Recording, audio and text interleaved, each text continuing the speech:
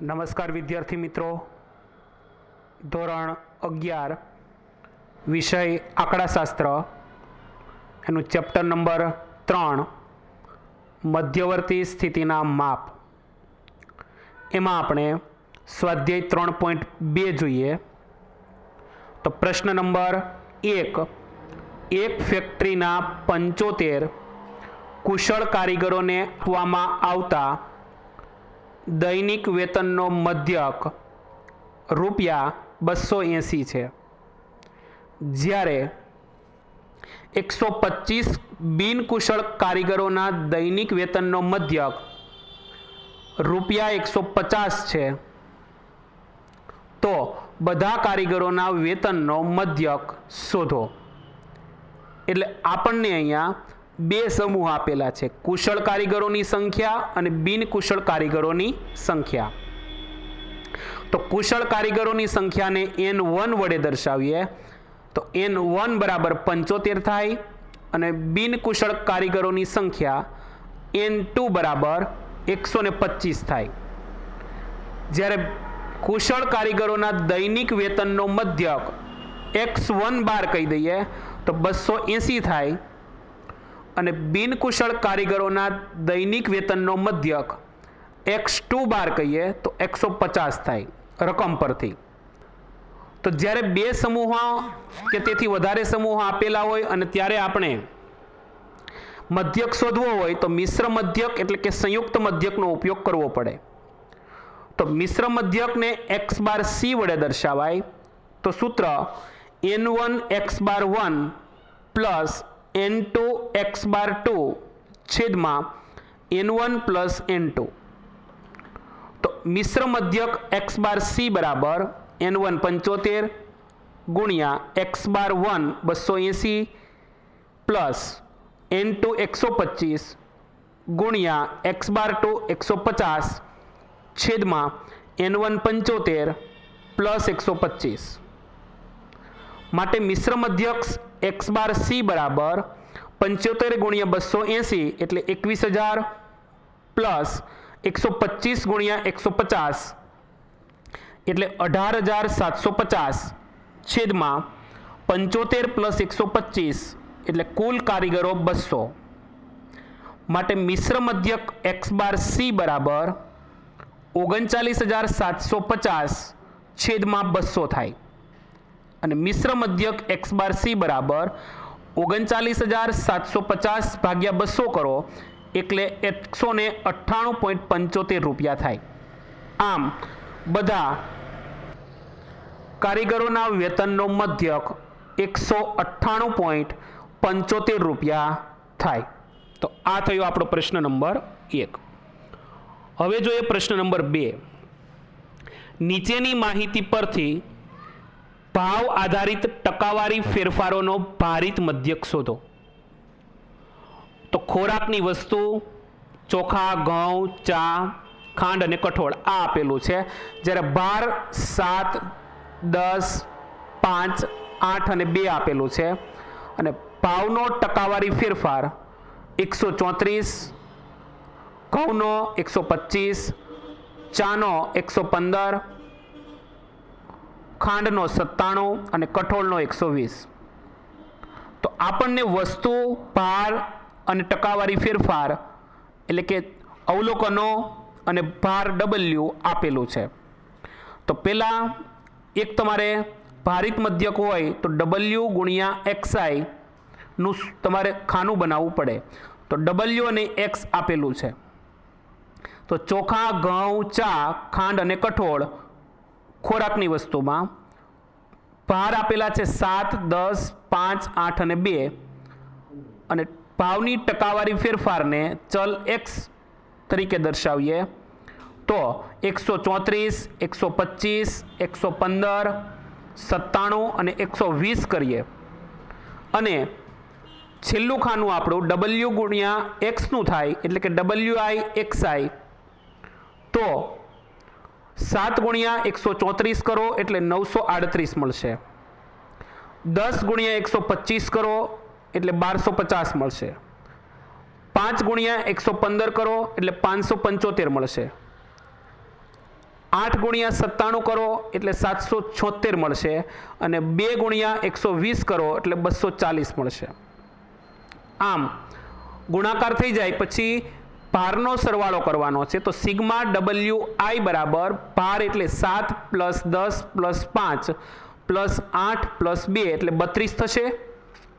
અને WI નો પણ સરવાળો કરવાનો છે. તો સિગ્મા WI એટલે કે 938 થી 240 સુધીનો સરવાળો 3779 થશે. હવે આ કિંમતોનો ઉપયોગ કરીને સૂત્રમાં કિંમત મૂકીએ તો ભારિત મધ્યક x બાર W બરાબર સિગ્મા WI છેદમાં સિગ્મા WI. માટે ભારિત મધ્યક x બાર W બરાબર 3779 ભાગ્યા 32. માટે ભારિત મધ્યક x બાર W બરાબર 118.09 આ ટકાવારી ફેરફાર થાય. તો આ થયો ભારિત મધ્યક x બાર W 198.09. એના પછી જોઈએ પ્રશ્ન નંબર 3. એક ઓફિસમાં કામ કરતા 2 ઓફિસર, 10 ક્લાર્ક અને 3 પટ્ટાવાળા સ્ટાફ પિકનિક માટે ફાળો આપે છે અને દરેક વ્યક્તિનો ફાળો નીચેના કોષ્ટકમાં આપેલો છે. ઓફિસર 1000 રૂપિયા આપે છે, ક્લાર્ક 500 રૂપિયા આપે છે અને પટ્ટાવાળા 200 રૂપિયા આપે છે. તો ભારિત મધ્યકનો ઉપયોગ કરી વ્યક્તિ દીઠ ફાળાનો મધ્યક શોધો. તો કર્મચારીઓમાં ઓફિસર, ક્લાર્ક અને પટ્ટાવાળા આપ્યા છે અને ભાર આપ્યા છે એમાં એટલે વેઇટેજ કેટલું છે તો ઓફિસરો 2 છે, ક્લાર્ક 10 છે અને પટ્ટાવાળા 3 છે. અને કર્મચારી દીઠ ફાળો XI અવલોકનોમાં ઓફિસરની સામે 1000, ક્લાર્કની સામે 500 અને પટ્ટાવાળાની સામે 200 રૂપિયા આપ્યા છે. તો ભારિત મધ્યક કીધું છે એટલે WI ગુણ્યા XI કરવું પડે. તો WI ગુણ્યા XI કરીએ તો 2 ગુણ્યા 1000 કરો એટલે 2000 થાય, 10 ગુણ્યા 500 કરો એટલે 5000 થાય અને 3 ગુણ્યા 200 કરો એટલે 600 થાય. અને ભારનો અને WI ગુણ્યા XI નો સરવાળો કરવો પડે. તો ભાર WI નો સરવાળો એટલે સિગ્મા WI બરાબર 2 + 10 + 3 એટલે 15 થાય અને સિગ્મા WI XI એટલે કે 2000, 5000 અને 600 નો સરવાળો કરીએ એટલે 7600 થાય. માટે ભારિત મધ્યક x બાર W બરાબર સિગ્મા WI છેદમાં સિગ્મા WI. માટે ભારિત મધ્યક x બાર W બરાબર 7600 કિંમત આપણને કોઠા પરથી મળી ભાગ્યા 15 એટલે 7600 ભાગ્યા 15 કરો એટલે 506.67 રૂપિયા મળે. આમ પિકનિક માટે વ્યક્તિ દીઠ ફાળાનો મધ્યક રૂપિયા 506.67 રૂપિયા થશે. તો આ થયો આપણો પ્રશ્ન નંબર 3. એના પછી જોઈએ પ્રશ્ન નંબર 4. એક વિદ્યાર્થીને 7 થિયરી પેપરમાં મળતા ગુણનો મધ્યક 62 છે. 3 પ્રેક્ટિકલ પરીક્ષાઓમાં તેના ગુણનો મધ્યક કેટલો હોવો જોઈએ કે જેથી સંપૂર્ણ પરીક્ષામાં તેના ગુણનો મધ્યક 67 થાય અને પ્રત્યેક થિયરી પેપર અને પ્રેક્ટિકલ પરીક્ષાના ગુણ સરખા છે. એટલે થિયરીના પેપરોની સંખ્યા N1 બરાબર 7 આપ્યા છે અને પ્રેક્ટિકલ પરીક્ષાઓની સંખ્યા N2 બરાબર 3 આપ્યા છે.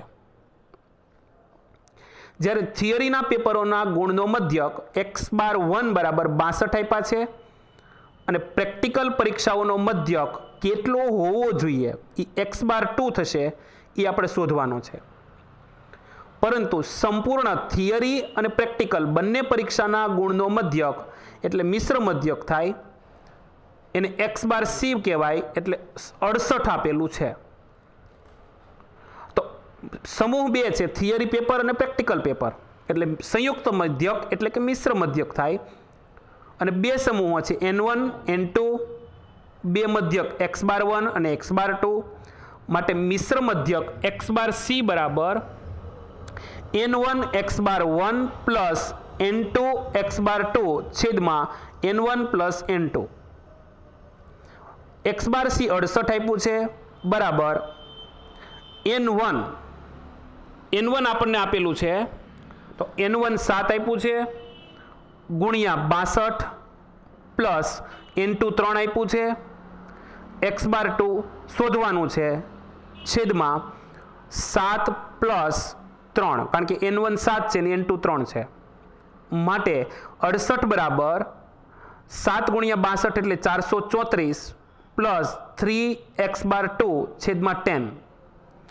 10 ને તમે ઉપર ધક્કો મારો એટલે 680 થશે બરાબર 434 પ્લસ 3 ઇન્ટુ x⁻2. હવે 434 ને ડાબી બાજુ ધક્કો મારો એટલે 680 માઇનસ 434 બરાબર 3x⁻2 અને 3x⁻2 બરાબર 680 માંથી 434 બાદ કરો એટલે 246 થાય માટે x⁻2 બરાબર 246 ભાગ્યા 3 માટે x⁻2 બરાબર 82 ગુણ થશે.